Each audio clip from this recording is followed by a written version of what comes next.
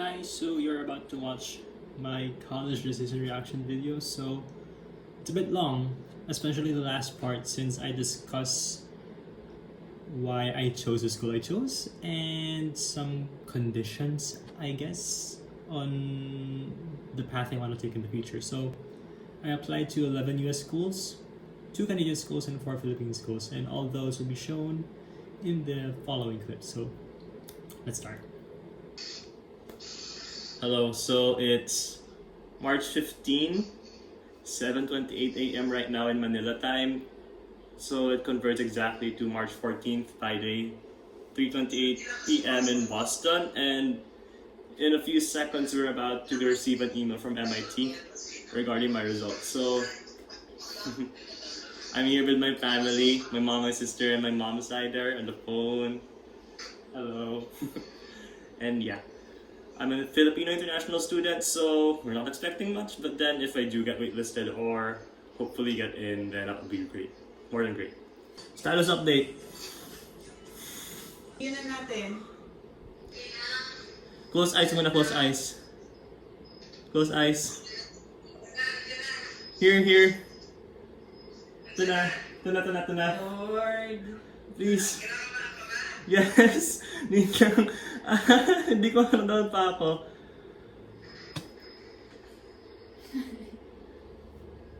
Oh yeah, I expected it. Dear Luis, the admissions committee has completed its review of your application. I am very sorry to tell you that you were not admitted to the MIT class 2025.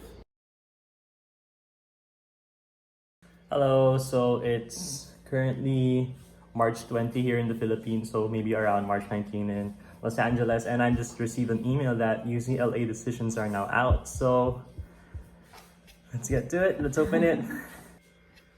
I got rejected from MIT, and I'm hoping for the best that if I do get in, it's alright. And it'll be very nice. Oh, I got rejected. It's alright. Okay. Hold up, I read too fast. I'm waitlisted.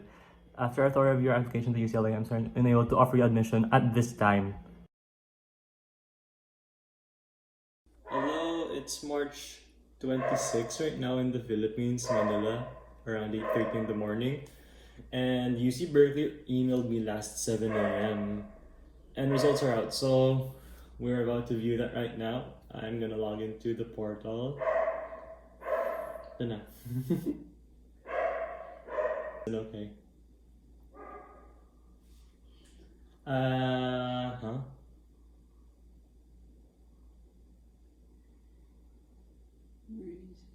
Okay.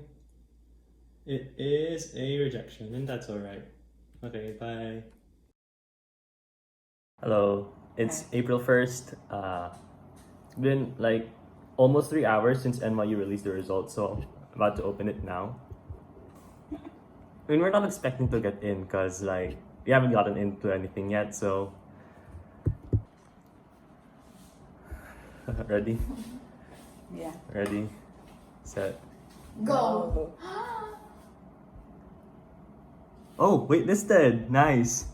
After careful review of your application and all supporting documents, we would like to offer you a place on our waitlist. While we cannot offer you admission to NYU at this time, your application presented compelling academic and personal achievements, and we would like to continue to evaluate your credentials should space become available in our class.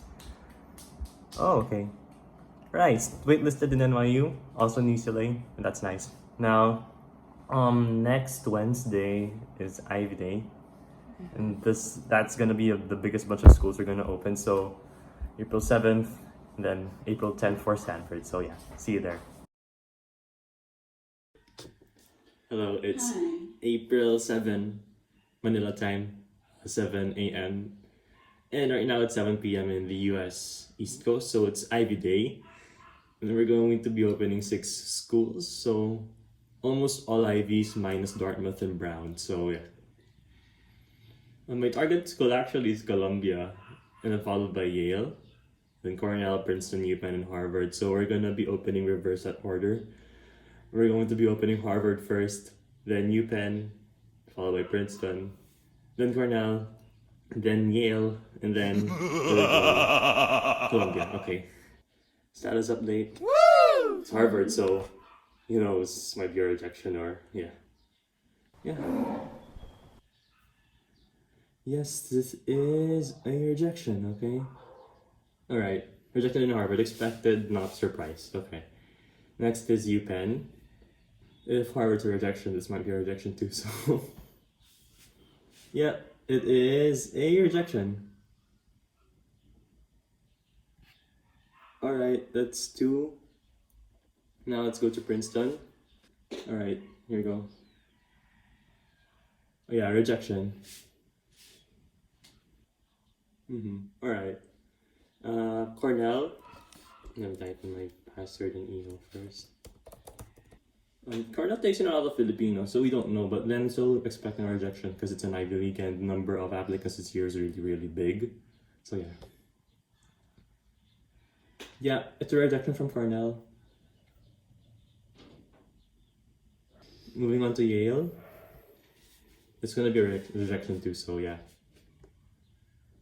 Yeah, it's a rejection. And finally, the top one choice. So everyone's been a rejection so far, so I'm not expecting much from Columbia right now. But still, it'll be nice to get in. Please be the video, please be the video. Oh my gosh! Mommy, waitlisted in Columbia! Yes. Oh my! Really? Oh my. Alright, so I've read so far about waitlisting the Ivy League, and so far they said it's really impossible to get in once you get waitlisted, but still, knowing that I have a choice in Columbia, this is a good thing. So yeah, I'm gonna get into the waitlist, so yeah. Hello, so just recently found out that Stanford actually came out the day after the Ivy Leagues, so we're opening Stanford today instead of Friday. It's currently 8:30 in April 8th, so it's a Thursday Manila time, so yeah. Let's open Stanford. Not expecting much, and I'm already satisfied with my waitlist in Columbia, so it really wouldn't matter what the results are for this one. Yeah, it's an expected one. It's a rejection, and that's alright. We already have a waitlist in Columbia, NYU, and UCLA, so let's just wait for the decision of those 3 schools. But yeah, we still have Canadian schools to open and 4 more Philippine schools, so yeah. Hi. So you've watched all the reactions sa American schools, and as you can see, yung background ko medyo empty na. And I think you know what that means if you've been following me on Facebook and Instagram, my dump specifically. Pero yeah, just a quick recap lang siguro sa mga naganap after ng US schools. So syempre nag-release si Canadian schools and si Philippine schools. So for the Philippines, I applied to the Big 4. That was UST, Salle, Ateneo, and UP. And then for Canada, I applied to the University of Toronto and the University of British Columbia. Then there you have the 3 wait lists. There's Columbia, the big one, UCLA, and then New York University. So let's start first with what happened to the 3 wait lists. The first one to release was New York University back in the beginning of May. New York University accepted me, thankfully. However, the offer was for me to go onto campus on January of 2022, meaning I would start my first year of college in term 2 together with the other class of 2025 engineering students who got into the spring semester. Fall semester, so I'm going to be entering in the spring semester, I believe that's what they call it. And then that's 4 months until April, and then I'll be taking the courses I missed in term 1 in the summer. So basically, I wouldn't have a summer for the year of 2022. It's a straight year of study, first year and then second year of college. So, and I was only given 4 days to accept the offer. So of course, I was still waiting for many other schools. So I did not accept NYU's offer. So NYU's acceptance from the waitlist went on the drain for me. So I didn't go in. After NYU actually was UBC, University of British Columbia, to release, right? Yeah. UBC accepted me. And thankfully I got into the to the Vancouver campus, the main campus, and to the Faculty of Applied Science, my first choice, engineering.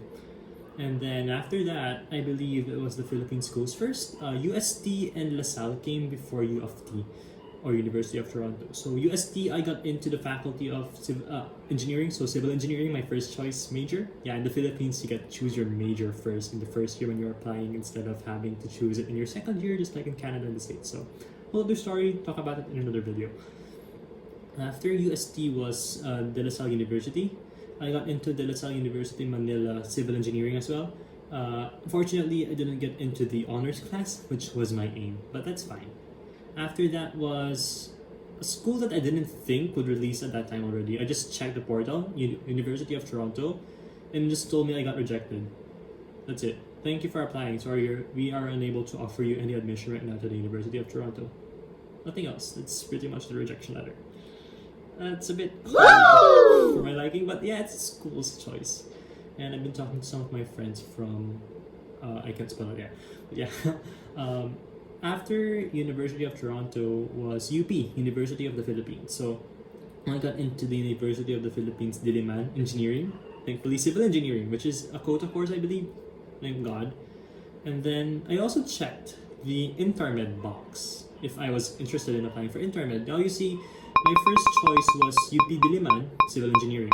My second choice was UP Manila, Pharmacy. That was sort of a safety net, a weird safety net if you ask me and other people applying to UP. But yeah, I got into my first choice. So I was like, okay, that's fine. And I didn't think they would consider me for Intermed since I got into my first choice already. So yes, I was asked for an interview for Intermed and accepted that interview.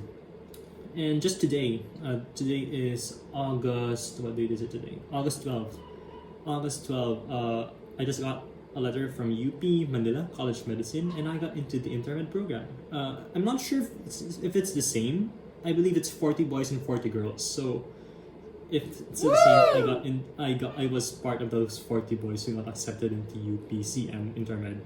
For those who do not know what Intermed is, it's one of, if not the most rigorous and best program, medicine program or medicine course in the Philippines.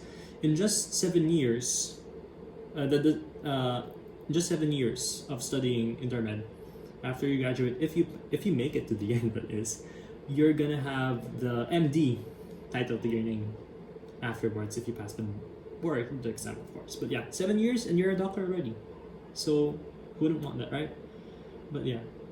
Now, so for that moment, okay, here's the real deal now. I'm going to be revealing which school I'm going to.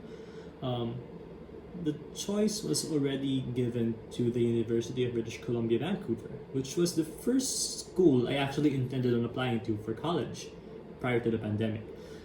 And turns out I ended up there. So, not a turn of events, but really, I think that's really where I'm meant to be. So UBC, the story is around May 11, May 5, around that time I think? Early May, first 2 weeks of May. They emailed me and asked if I wanted to take the admission, and I said of course yes for safety. There was a reservation spot for $1,000 Canadian dollars, and it's a long reservation spot. So basically, if ever I'm rejected or accepted into any other school, rejected into all the schools I have left, I already have UBC. The thing is, I should have applied for my visa that time already. Don't make that mistake, especially for those who are planning on applying abroad. In May, start applying for your visa already. I've had a bit of trouble, especially when it was already June. I was waiting for Colombia's waitlist decision. I was really holding on to Colombia, and they were gonna release it on June 30. Still, and they gave it around June 26 when they told me that they are unable to offer me a place in the campus right now. And it's what Columbia's letter sort of said is that they accepted me, except that they have more students in their priority list to take in, so they couldn't really accept me at that moment, which is okay. I was really content with UBC at the time, so I applied for my visa late June, which is very, very late if you ask me. But good thing, things processed out fast because I already had a visa to Canada before, and I think it's one of the main things that really helped me get a study permit and a temporary residence visa faster. Just as of today is August 12th. very, very. It's a day full of blessings for me. The embassy of Canada got back to me and they told me that my visa has been approved and I just need to send my passport to the visa application center. And I'm gonna get my passport hopefully by late next week. I'm gonna send it tomorrow morning. Tomorrow morning, August 13th, Friday, within office hours. It was not really a tough decision whether I should pursue intermed or go into UBC because my heart was already set on going to UBC and taking and continuing in the engineering path. So, like I said, I'm part of the Faculty of Applied Science. That's where I got into UBC. It's basically engineering, and I'm still yet to choose what specialization I would take for in my second year of college. But I'm already set on either taking civil engineering or chemical engineering, and why I want to become an engineer, I mean, it's not that I really want to become an engineer. It's more of I really want math. I love math and science.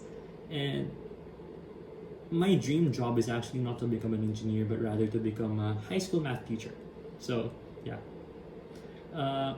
And moving to Canada would be a great move, especially since that after my 4 years of study, I can already apply for a permanent residency in Canada. It's a different process from the temporary resident visa, but the permanent residence application is a big step. And having a graduate degree a degree in Canada is a really big help for that. It's going to be faster for me to process that. And I believe after 2 years of becoming a permanent resident, if I'm not mistaken, if I read it correctly in the website, after just 2 years of becoming a permanent resident, I can already apply for Canadian citizenship, which would be a huge deal for me. And yeah. And if I think about it that way, if I pursue a medical track, if I go on to intermed, my specialization would either be rheumatology or general surgery. The thing is, I really value my time for myself. And if I were to become a doctor invested in public service, of course, I will do it out of with my heart, serving the Filipino people, especially being a practitioner in the Philippine General Hospital. But yeah, I just can't imagine the sleepless nights, which are true for my 7 years of studying to become a doctor. Plus, I no longer have time to myself if ever I pursue general surgery, which is my main intention if should I become a doctor. And I've talked to, and I've messaged, or one of my relatives messaged, my tita doctora, Tita Clarice, she messaged me regarding this for my decision, and she told me that in order to become a doctor, my heart should be set on becoming a doctor 100%. In Tagalog, kailangan buo ang loob ko para mag-doktor ako. And at that point, I knew for a fact that I'm not fit to become a doctor. Medicine, I love studying biology, but is that really my 100%? No. My 100% would really be teaching math. I really love being in front of the classroom and seeing the faces of students light up when they find different ways of solving a single problem. Because that's the magic of math. You have to be creative. But yeah, for me, math is an art in a way. And if you teach students to find their way in math, I love math so much. If you teach students to find their way in math, especially for me, when I see some of the people I've helped in math before, my heart is full. And in that simple act, it's just math for some, but for me, it means a lot. So yeah, I mean, I can still teach math if I'm a doctor, but still, I don't have my time. And yeah, teachers here in the Philippines are so not treated well. And sometimes, I'm not sure if all the time, many people look down on them. Like, teacher ka lang. No. Teachers really help build society a lot, especially the good ones and the great teachers. So yeah, I really think of teachers highly. And I think that's one of the main reasons why I'm planning to become a math teacher as well, because I've had so many great math teachers. Actually, I've had great math teachers all throughout my life, especially in high school. Miss Yu, Miss Lorenzo, Mr. Bada, Mrs. Eugenio, Mrs. Crisostomo. These teachers, shout out to them. These teachers really inspired me and continue to inspire me and maybe led me to the path that I want to take. So with that, it's a bit of a long discussion. I placed my heart in pursuing an engineering degree and hopefully taking an education degree in UBC after I graduate from engineering and become a high school math teacher in Canada. With that, I'm continuing, and I will continue on my path to taking an undergraduate degree and to pursue my university life in the University of British Columbia in Vancouver. And as you can see, my room is a bit empty right now. So you can see, let's lift it a bit. See the headboard that was full of Harry Potter merch during the reaction videos, which was now after that full of 17 merch. People from the council know about that. The Harry Potter's just there now. It's a bit empty now. The posters that were here are gone, and then my suitcase and stuff are there already. They're prepared, and all my albums are there already. 17 albums are there. And, yeah. So yeah, we're set on going to Canada, and yeah, I'm happy with where I am right now. Tips for Filipino students planning to apply abroad, go ahead. And more questions and tips actually in the next video. So this has been a long talk, 14 minutes and 32 seconds already in my clock right now. But yeah, thank you for staying throughout the entire video. And if you have any more questions regarding international applications or even local ones, actually, I can answer them. Put them down below in the comments, whether it's be YouTube or Facebook. I don't care, just place them down there. And yeah, PM me. You can message me anytime as well. Or yeah. And to stay updated, I guess, follow my socials. Instagram at Don Salonsongan. And if we're really close, I'll approve your request to follow my dump. It's at Donnyboy. Right? Yeah, Donnyboy. That's Donnyboy. The 800111 is boy. And then yeah, pretty much it. May see you guys in the next video where I answer all your questions about applying to international colleges. So this has been Don Salonsongan, and see you next time. Next slide will be the results for all my schools. So yeah, bye.